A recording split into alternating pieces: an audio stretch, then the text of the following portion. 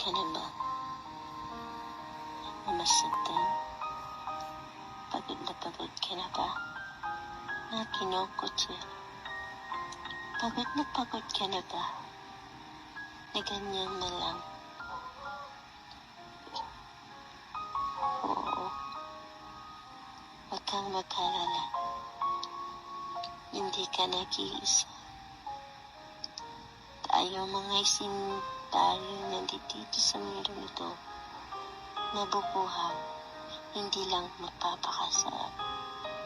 Nabubuhay tayo sa iba't ibang larangan ng pagsubok na hindi natin minsan namalayan na napapagod na pala tayo.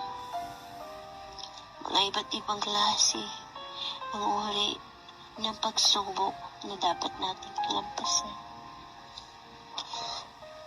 Pagsubok pinansyal, pagsubok pisikal, at pagsubok spiritual at emosyonal.